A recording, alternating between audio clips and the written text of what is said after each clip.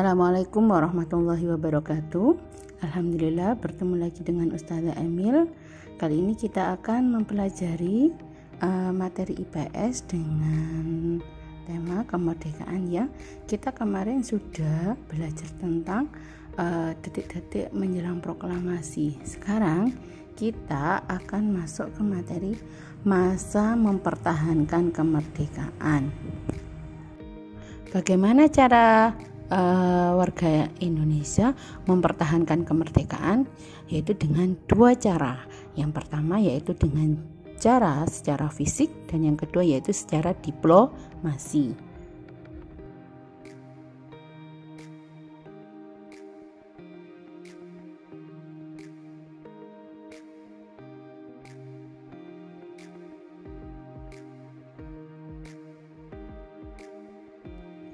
Mempertahankan kemerdekaan secara fisik, yang pertama adanya pertempuran 10 November di Surabaya.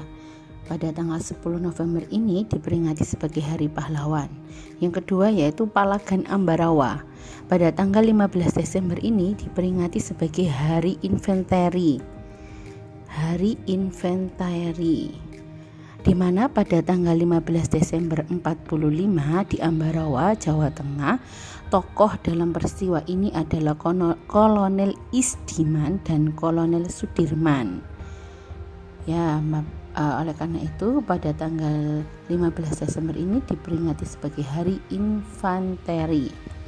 Yang ketiga yaitu Bandung Lautan Api.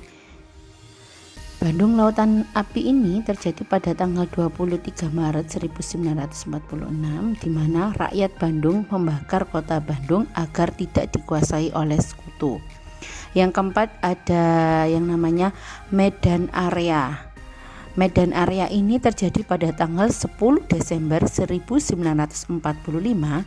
Ya, ini disebabkan oleh orang Belanda menginjak-injak bendera merah putih. Tokoh yang terkenal pada kejadian Medan Area ini yaitu Ahmad Thohir.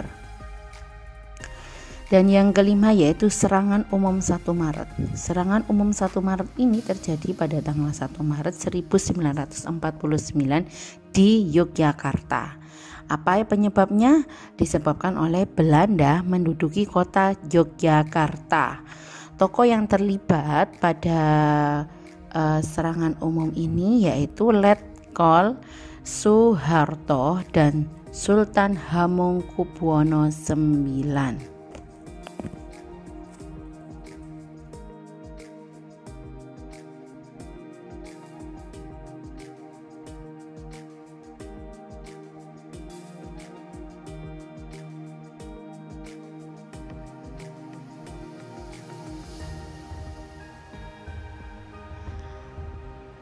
Mempertahankan kemerdekaan secara diplomasi yang dilakukan pertama yaitu adanya perundingan Linggarjati, terjadi pada tanggal 10 November 1546 di Linggarjati, Cirebon, Indonesia, di mana wakil Indonesia diwakili oleh Bapak Sultan Syahrir, sedangkan Belanda diwakili oleh Skemercon.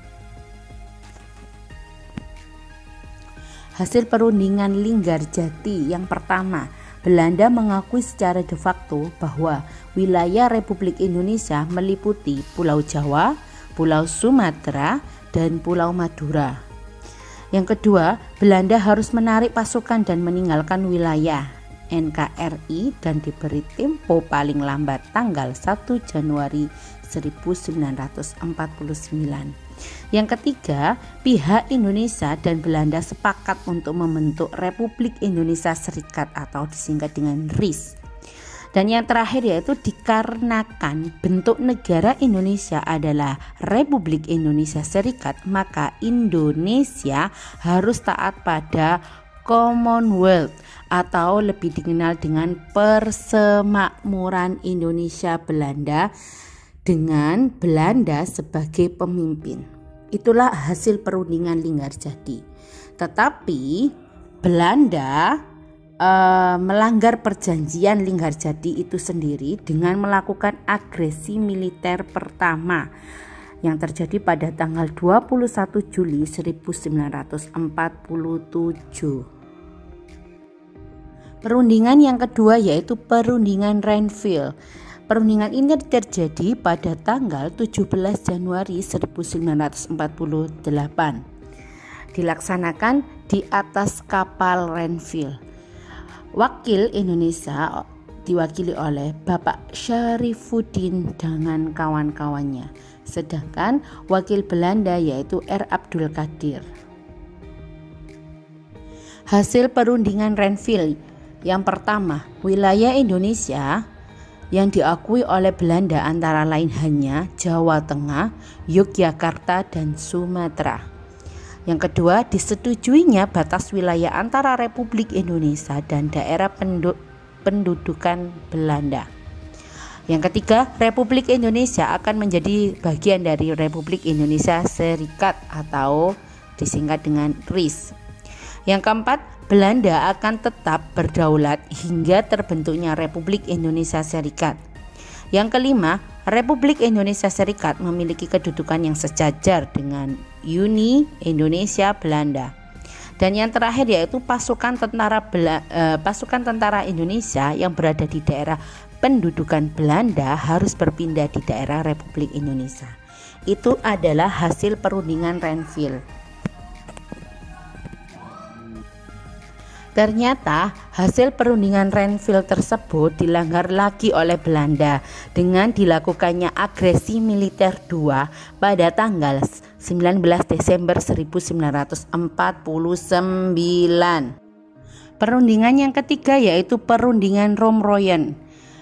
Perundingan ini terjadi pada tanggal 17 April 1949 di Jakarta, di mana Indonesia diwakili oleh Bapak Muhammad Rom dan Belanda diwakili oleh Van Rooyen. Hasil perundingan Romroyen. Yang pertama, pemerintah Republik Indonesia akan menghadiri konferensi meja bundar atau disingkat dengan KMB. Yang kedua, kembalinya pemerintahan Republik Indonesia ke kota Yogyakarta. Yang ketiga, angkatan bersenjata Belanda akan menghentikan semua operasi militer dan membebaskan semua tahanan perang dan politik. Dan yang keempat, Belanda menyetujui Republik Indonesia sebagian dari negara Indonesia Serikat. Dan yang terakhir, kedaulatan akan diserahkan kepada Indonesia secara utuh dan tanpa syarat. Cara mempertahankan kemerdekaan dengan diplomasi yang terakhir dilakukan yaitu dengan adanya konferensi meja bundar. Dilaksanakan pada tanggal 23 Agustus 1949 sampai dengan 2 November 1949. Kegiatan ini dilakukan di Den Haag, Belanda. Indonesia diwakili oleh Bapak Muhammad Hatta, sedangkan dari pihak Belanda diwakili oleh Van Marsyen.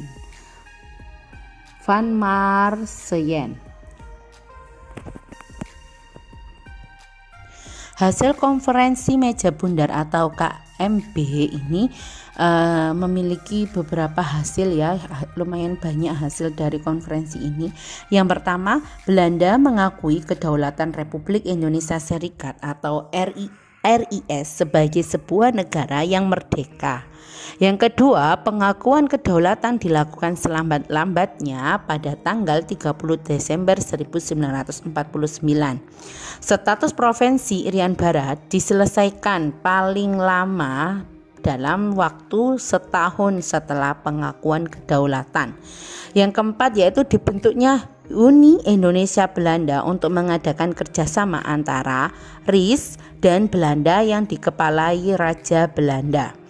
Yang kelima, Republik Indonesia Serikat akan mengembalikan hak milik Belanda dan memberikan hak-hak konsesi serta izin baru untuk perusahaan-perusahaan Belanda. Yang keenam, Republik Indonesia Serikat harus membayar semua utang Belanda sejak tahun 1942. Yang ketujuh, kapal-kapal perang Belanda akan ditarik dari Indonesia dengan catatan beberapa convert akan diserahkan kepada RIS. Dan yang terakhir yaitu tentara kerajaan Belanda akan ditarik mundur. Sedangkan tentara kerajaan Hindia Belanda atau KNIL akan dibubarkan dengan catatan bahwa anggotanya yang diperlukan akan dimasukkan dalam kesatuan TNI. Itu adalah hasil konferensi meja bundar. Jadi tujuan dari konferensi meja bundar ini untuk mengakhiri perseteruan antara Belanda dan Indonesia. Alhamdulillahirrabbilalamin, kita sudah belajar bagaimana cara mempertahankan kemerdekaan Indonesia dengan cara diplomasi. Tetap semangat anak-anak, semoga sehat selalu. Sekian dari Ustazah. Assalamualaikum warahmatullahi wabarakatuh.